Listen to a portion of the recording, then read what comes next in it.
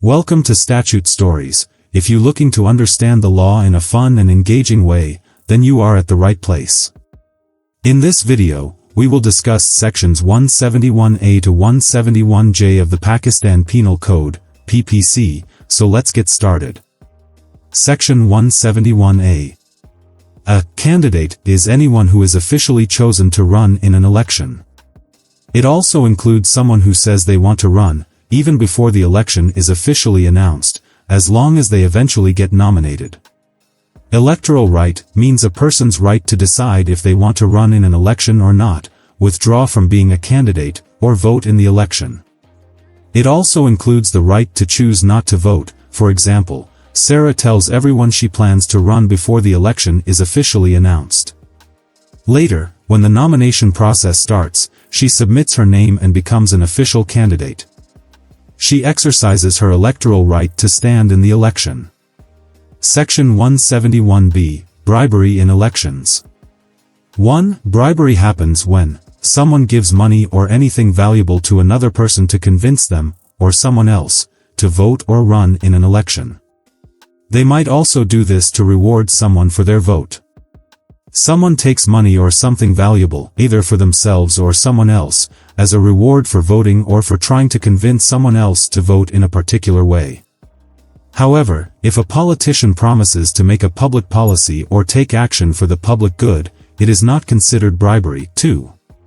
If someone offers to give or promises to arrange a bribe, it's treated the same as actually giving the bribe.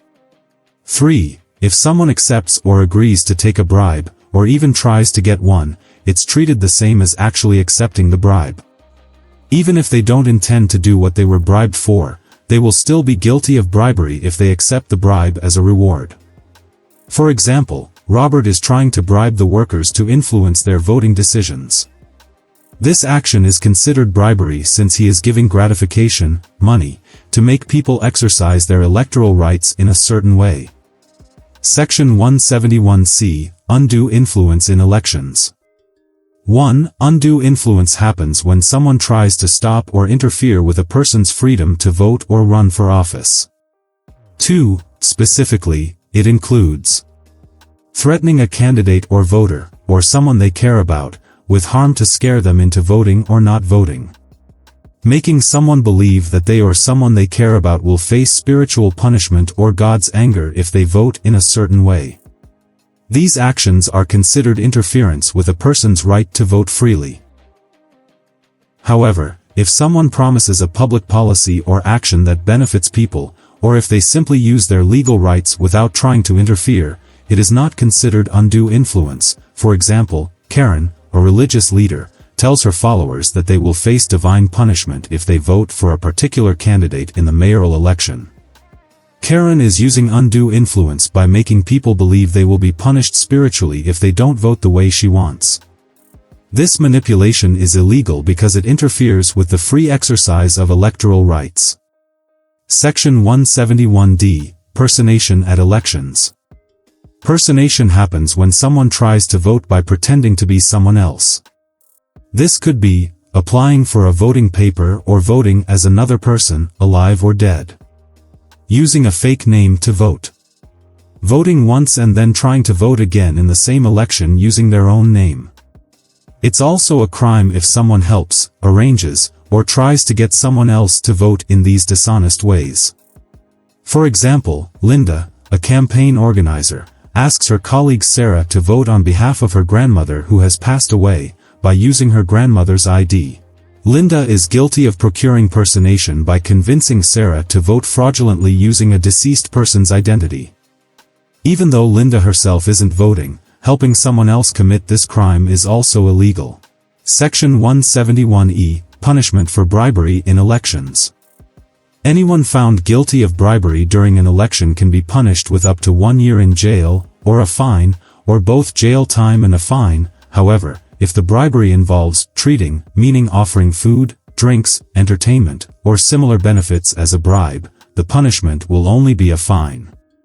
Treating is when someone tries to bribe others by offering them meals, drinks, or entertainment to get their votes or influence their electoral decisions.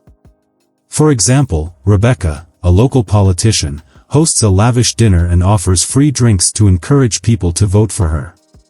Rebecca is guilty of treating, a form of bribery where food and entertainment are used to influence votes. Rebecca will face a fine for using food and drink to bribe voters, as this form of bribery is only punishable by a fine. Section 171F, Undue Influence or Personation in Election.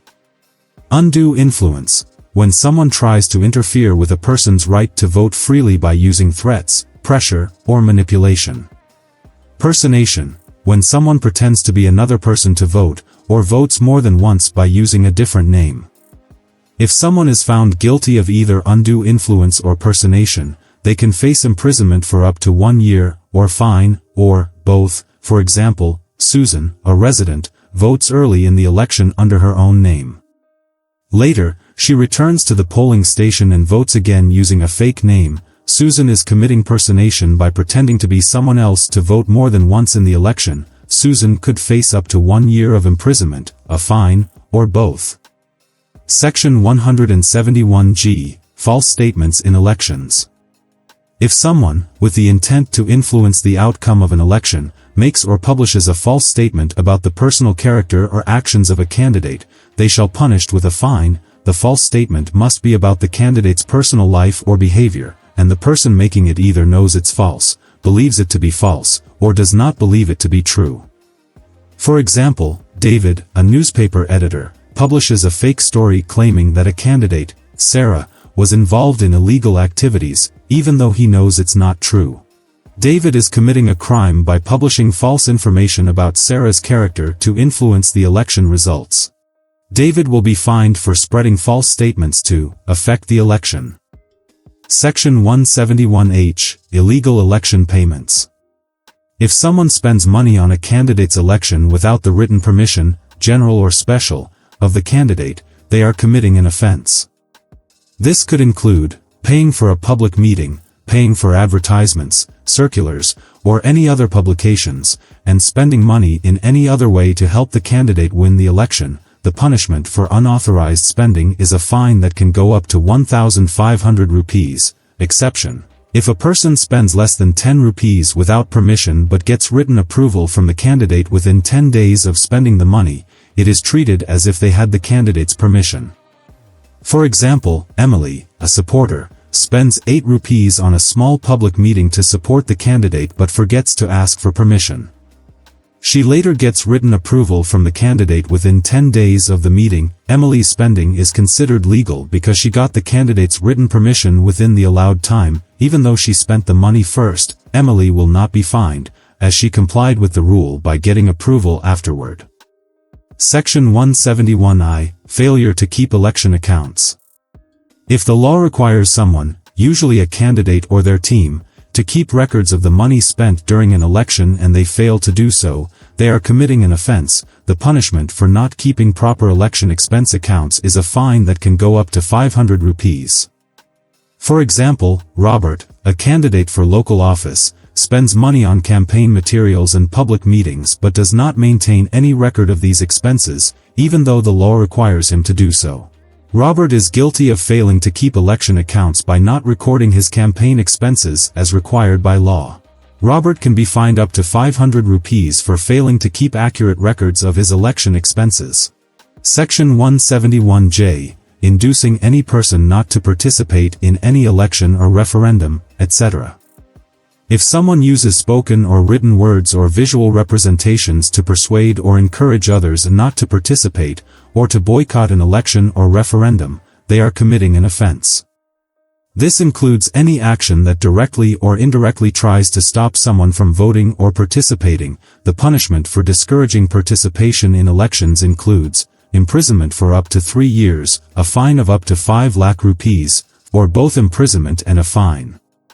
For example, Aaron, a public figure, posts on social media urging his followers not to vote in the upcoming election, saying it's a waste of time. Aaron is guilty of inducing people not to participate by persuading others not to vote, which is a punishable offense.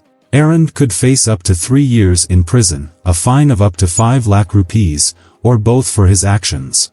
Follow for more videos. Take care. See you soon.